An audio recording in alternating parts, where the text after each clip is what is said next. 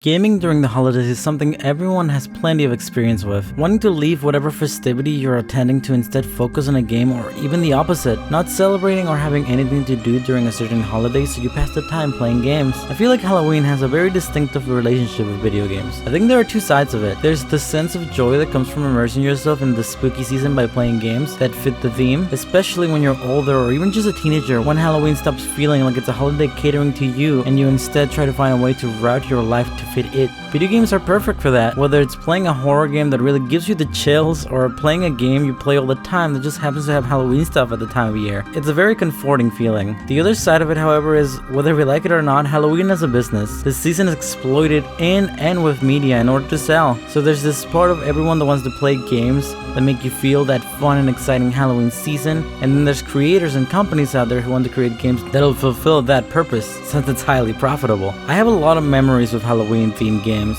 They come in a lot of sizes. Before I start, I want to make a quick announcement. I take the Halloween season pretty seriously, so since around the year 2014, I've been holding a Halloween special in my various YouTube channels. Spooky Boogie, where I play various Halloween adjacent games for the entirety of October. This year I've been streaming over at twitch.tv/KylightCL 4 times a week, and we're coming to the end of the spooky season, so for anyone who's interested, I'm gonna be streaming all day on Halloween starting at 11 AM PST. So join me as I play the entirety of Little Nightmares 2, as well as a few other indie horror games. If this is something you're interested in, be sure to follow me over at twitch.tv/KylightCL on October 31st at 11 AM PST. Let's have a spooky time together. Back to the main subject, there's the iconic horror games that ruled the fall season. Remember when the original Amnesia: The Dark Descent was the king of classic jumpscare horror? You couldn't escape it. Every YouTuber you followed played it. The big boom when PewDiePie played this game? I'm sure a lot of y'all remember this fondly. Even I played it around the time. Amnesia is a perfect example of a classic horror video game that fits the season. It isn't necessarily about Halloween, but that doesn't matter. The thrill people seek during this season, wanting to be scared and mystified, this game does that really well with its kinda cheap jump scares and suspenseful moments, as well as having a cryptic and intriguing story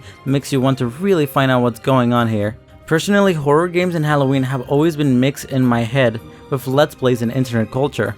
Other games that fit this category would be Dead Space, Until Dawn, Evil Within, Outlast, as well as many others. There's always the icons of video game horror. Resident Evil fits the bill perfectly. A multiple part large franchise focusing on zombies and other spooky creatures. You can play a few of these games during the month of October and completely satisfy the urge for horror. Another icon would be Silent Hill, of course. Everyone always raves about how Silent Hill 2 is the perfect horror game. Look at any popular streamer or Let's Player during Halloween, and you'll always find people wanting them to play this around that time. I mean, look at Pyramid Head. Is that not the perfect Halloween costume? The legendary level of iconography that many of the creatures in these games have taken are undoubtedly perfect for the Halloween season.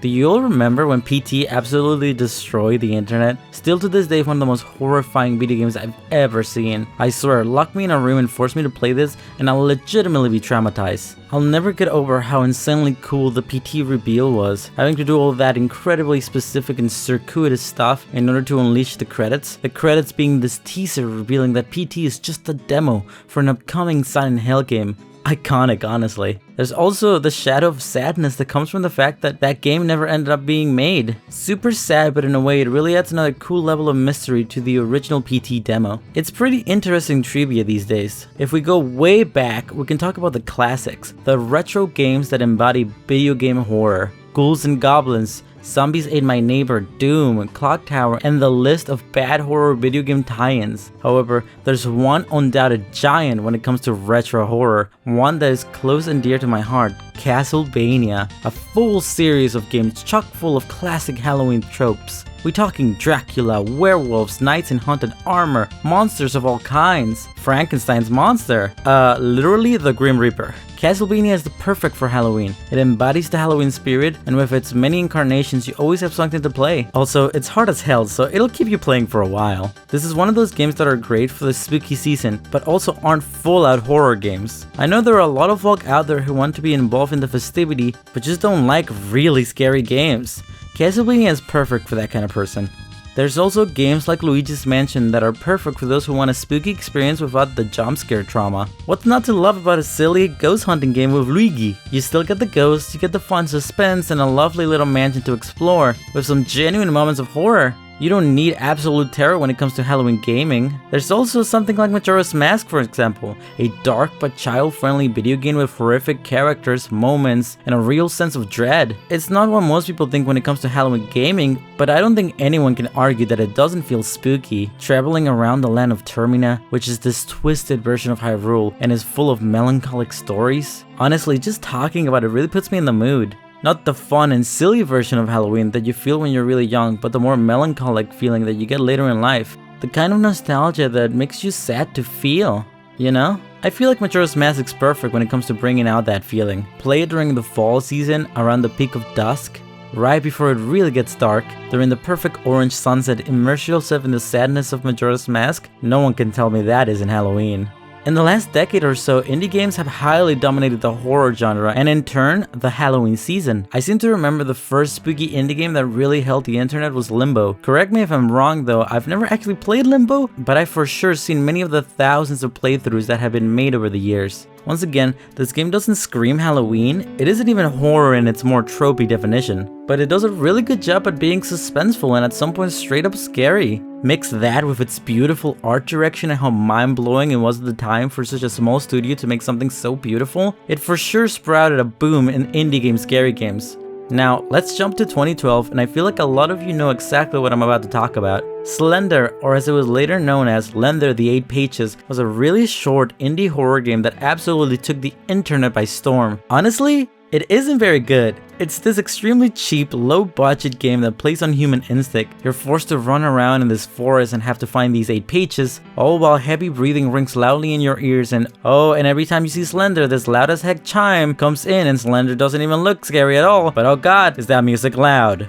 Honestly, after you watch 5 YouTubers play it, this game ceases to be scary at all. However, it was the perfect game to generate an internet sensation. It was free and quick to play, meaning anyone could play whenever they wanted. The cheap jump scares made for perfect internet content, as anyone would love to see their favorite YouTuber yell. If you were around back then, you remember how widespread this game got. It also completely stole all its lore from that one late 2000s internet ARG, Marble Hornets. This game really was lightning in a bottle and only worked because of when it came out. When its pay-to-play sequel came out a year later, Slender the Arrival, was just as cheap looking and badly reviewed. Like, no one played it. There was very little fanfare around it. The undefeated king of indie horror these days has to probably be Five Nights at Freddy's. It has 1,000 games and is still largely loved and celebrated, even after a scandal or two. No matter how you feel about FNAF, there's something kinda admirable about an indie game having this much cultural significance 7 years after the first game was released. Can we go back to the first game released though? 2014, and just like other games I mentioned previously, FNAF was a mania. So many Let's Plays left and right, so many theory videos, so much, so fast. I think what led FNAF become so popular is a similar reason to what made Slender popular. Easy video creation because of jump scares, it's cheap to buy and fast to play. Honestly, you could play this for one 20-minute video on your channel at the time and people would be satisfied. Though unlike Slender, there was also a lot of substance there that let this series have continued popularity even after the first game. People fell in love with the character designs of the animatronics, creating a whole genre of fan artists and video creators who loved this game. There were those that fell in love with extremely confusing lore, so there was a large community of theories around it. Also, the creator Scott Cawthon, Mr. Controversial these days, just kept pumping out more and more games with no breaks. Another successful horror indie game that I have to mention is Doki Doki Literature Club. This game had a pretty big following when it came out, but I mostly want to talk about it because I really liked it. It was a fun little anime visual novel with cool jump scares and horror moments. It's a fun little game to play during Halloween, especially if you like anime. We don't get too many Halloween appropriate anime video games, so this is always a plus. There's also the fact that DDLC was so well built upon its twists. You had to be there. It was a really good time.